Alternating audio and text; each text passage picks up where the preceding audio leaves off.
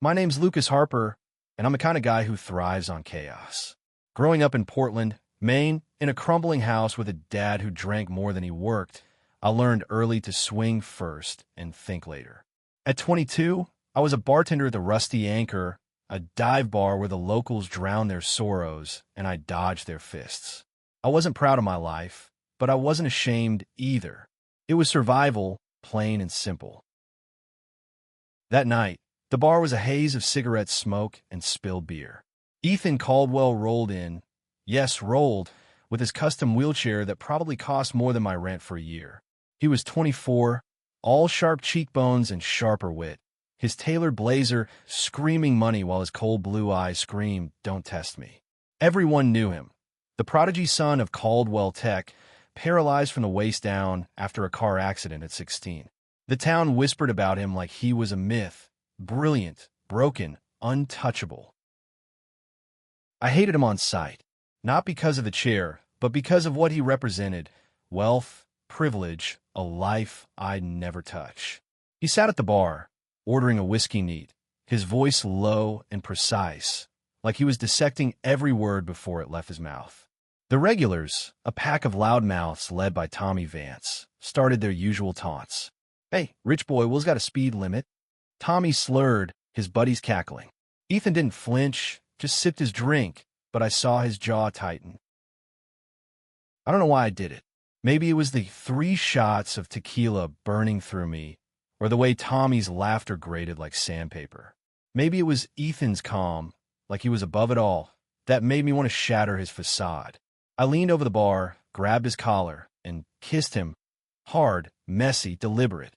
The bar went silent, then erupted. Tommy's crew hooted, glasses clinked. I pulled back, smirking, expecting Ethan to crumble. He didn't. His eyes locked onto mine, not with shame, but with something else, something that made my stomach lurch. "You think that's a flex, Harper?" he said, voice like ice. "You just started a game you can't win." I laughed it off, but his words clung to me like damp cold. The next day, I woke to a text from an unknown number. "Meet me at Caldwell Estate. 7 p.m. Don't be late." No signature, but I knew it was him. I should have ignored it. I didn't.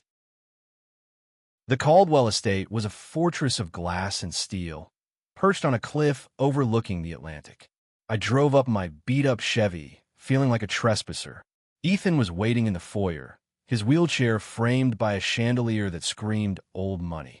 "You're here," he said, like he hadn't expected me to show. "Good. Let's talk about consequences." "Consequences?" I scoffed, shoving my hands in my pockets.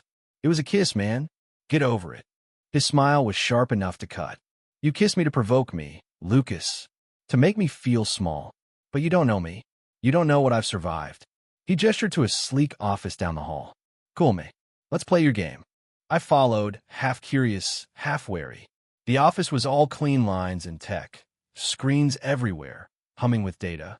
Ethan wheeled to a desk, his fingers flying over a keyboard. "You think I'm just a rich kid in a chair," he said, not looking at me. "But I've built things you can't imagine, and I'm going to show you what it means to cross me." He turned the screen. It was my life, bank records, old arrests, even a photo of me at 17, bloody-knuckled after a fight. My chest tightened. "What the hell is this?" "Information," he said. "Power. You wanted my attention? You've got it. But here's the deal. You work for me now. 1 month. You do what I say, or this," he tapped the screen, "goes public." I wanted to punch him. I wanted to run. But his eyes held me, blue, relentless, and something else I couldn't name. "Why me?" I asked, voice rough. "Because," he said, leaning closer, "you're not as tough as you think. And I'm going to prove it." That was the start. Ethan didn't want a servant. He wanted a challenge. He dragged me into his world. Meetings with tech moguls, late-night coding sessions, even a charity gala where I wore a suit that cost more than my car.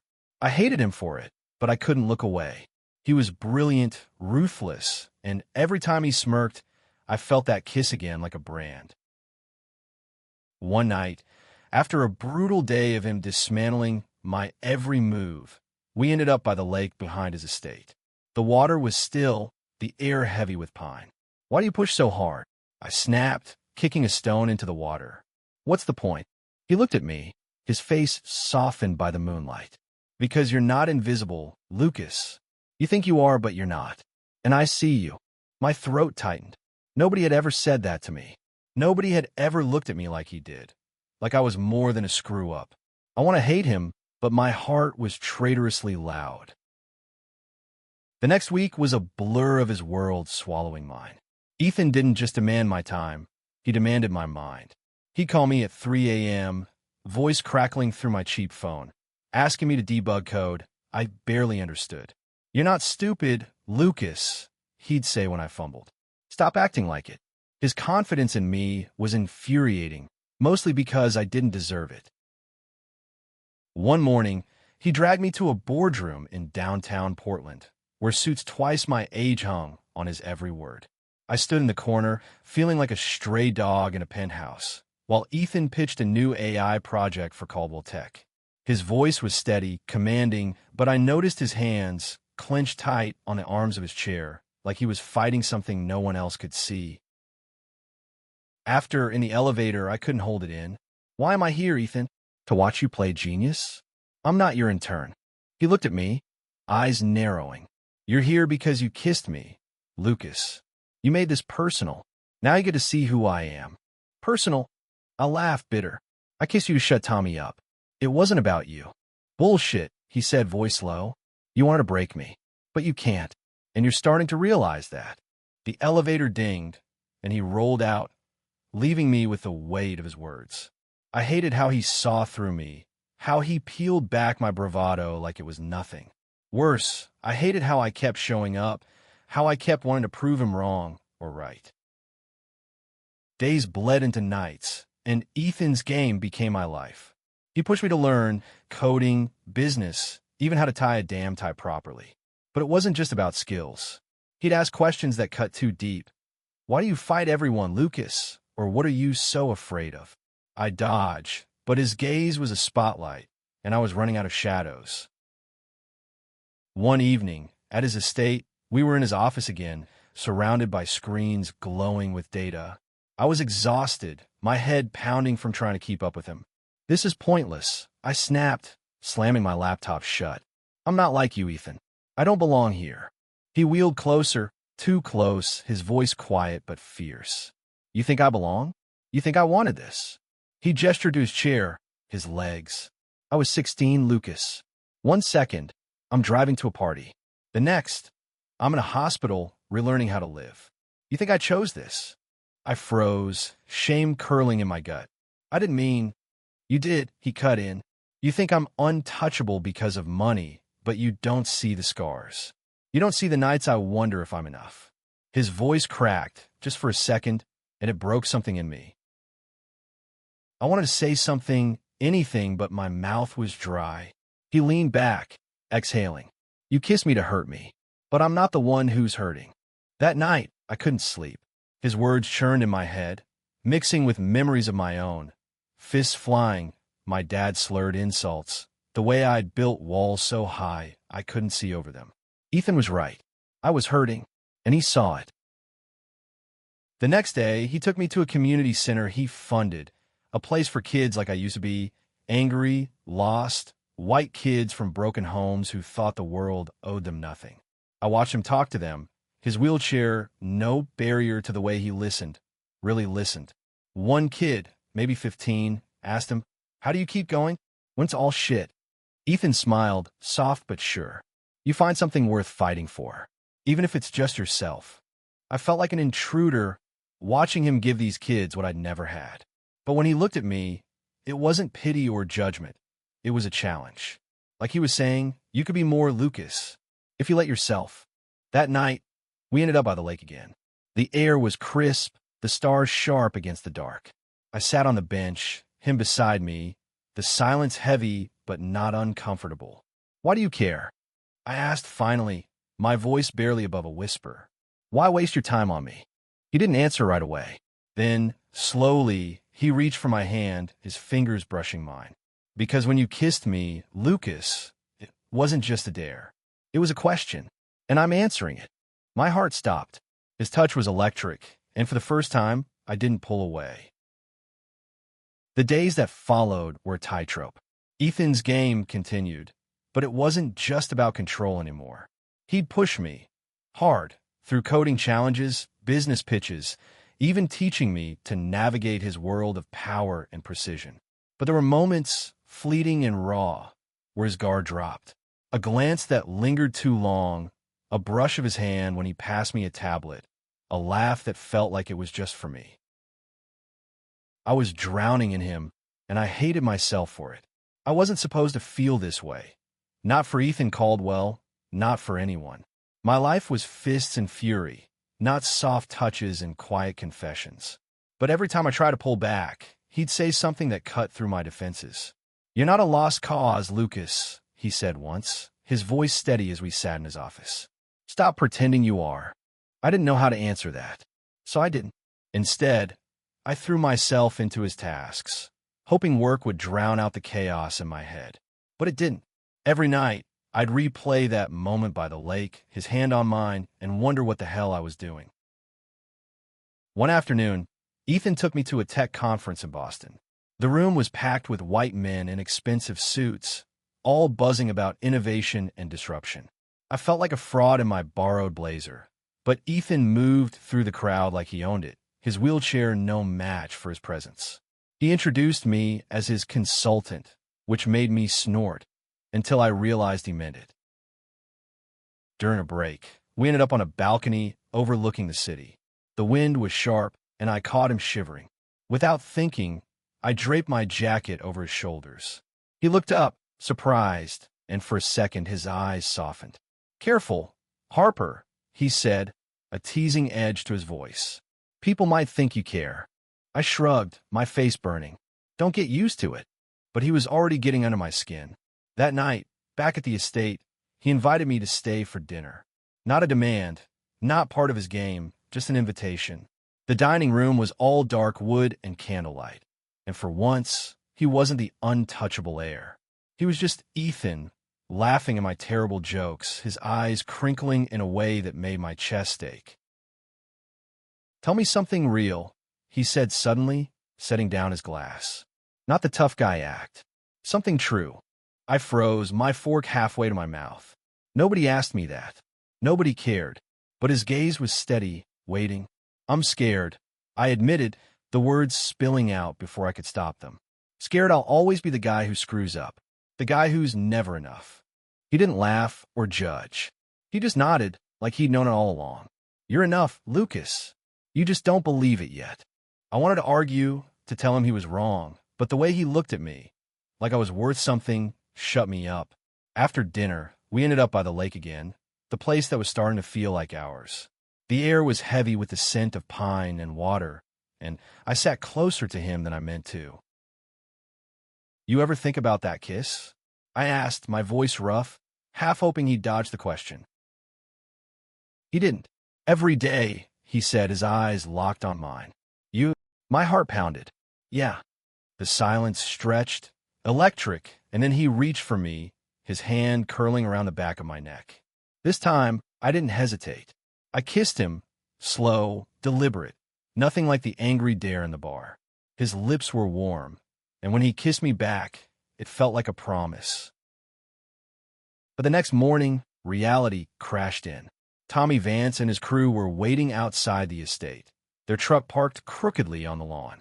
"Heard you're Caldwell's new pet," Tommy sneered, his breath reeking of cheap beer. "What's it like, Harper? Selling out for a cripple?" The word hit like a fist, and I lunged, ready to break his face. But Ethan's voice cut through the haze. "Lucas, don't." He'd rolled out, his face calm but hard. "He's not worth it." Tommy laughed, but Ethan's stare shut him up. "Get off my property," Ethan said, voice like steel, "or I'll make sure you regret it." They left, but the encounter left me shaken. I turned to Ethan, guilt clawing at me. "I'm sorry. I didn't mean to." "Stop," he said, his hand on my arm. "You don't owe me an apology, but you owe yourself better than this." His words hit harder than Tommy's insult. I realized then that Ethan wasn't just teaching me about his world. He was teaching me about mine, about the anger I carried, the walls I'd built, and the man I could be if I let them fall. Ethan didn't let me retreat. He pushed harder, dragging me into his life with a relentless kind of faith I didn't understand. One day, he handed me a tablet with a project outline, a mentorship program for at-risk youth, tied to Caldwell Tech's community outreach. "You're leading this," he said, like it was obvious. Me? I laughed, shoving the tablet back. "I'm not a leader. I'm a bartender who punches people." "You're more than that," he said, his voice quiet but firm. "You just need a chance to prove it." I wanted to argue, but his belief in me was a weight I couldn't shake. So I threw myself into the program, meeting kids who reminded me too much of myself, white, angry, trapped in lies that felt like dead ends. I wasn't a natural at it, fumbling through speeches and dodging their questions about my past. But Ethan was there, guiding me, his presence steady even when I felt like I was drowning. One night, after a session at the community center, we ended up in his office again. I was ranting about a kid who'd stormed out, calling me a fraud. "Maybe he's right," I said, pacing. "I don't know what I'm doing, Ethan. Why'd you pick me for this?" He wheeled closer, his eyes searching mine. "Because you know what it's like to feel worthless. You can reach them in a way I can't." I stopped, his words cutting through my anger. "You don't get it," I said, voice breaking. "I'm not a hero. I'm the guy who kissed you to hurt you. I'm the guy who—" "Stop," he said, grabbing my wrist. His grip was strong, grounding. "You're not that guy anymore. You're changing, Lucas. And I'm not giving up on you." I didn't know how to handle that. His faith, his closeness, the way his touch made my heart race. So I kissed him again, desperate and raw, like I could pour everything I couldn't say into it. He kissed me back, his hands framing my face, and for a moment, the world was just us. But the world outside wasn't kind. Rumors spread about me, about Ethan, about what we were to each other. Portland was small, and people talked. Tommy and his crew didn't let up, their taunts turning uglier, laced with slurs that made my blood boil. I ignored them for Ethan's sake, but it was like swallowing glass. One evening, at a Caldwell Tech fundraiser, it all came to a head. The ballroom was packed with Portland's elite, all white faces in designer clothes, sipping champagne, while Ethan gave a speech about innovation and hope. I stood in the back, feeling out of place when Tommy crashed the event drunk and loud. "Hey, Caldwell," he shouted, staggering forward. "Your boyfriend's a real catch, but he's only here for the money." The room went silent, eyes on us. I clenched my fists, ready to shut him up, but Ethan's voice cut through. "Lucas is here because he's earned it," he said, calm but commanding. "Unlike you, who's only here to embarrass himself." The crowd murmured, and security dragged Tommy out, but the damage was done. Whispers followed me, about my past, my motives, my relationship with Ethan. I wanted to run, but Ethan found me outside, his wheelchair glinting under the streetlights. "Don't let them win," he said, his voice fierce. "You're better than their lies." "I'm not," I said, my voice raw. "They're right, Ethan. I'm a nobody. You're everything." He grabbed my hand, pulling me down to his level. "You're not a nobody to me," he said, his eyes burning. "You're the only one who's ever seen me. Not the chair, not the money, just me." I broke then, tears I hadn't cried in years spilling out. He held me, his arms strong despite everything, and I realized I wasn't just falling for him. I loved him, and that scared me more than anything. The next day, Ethan gave me an out. "You can walk away," he said, his voice steady but laced with pain. "No strings. I won't hold you to our deal." I looked at him, his sharp features, his unwavering gaze, the man who'd seen something in me I couldn't see myself. "I'm not going anywhere," I said, and for the first time, I meant it. The mentorship program became my lifeline.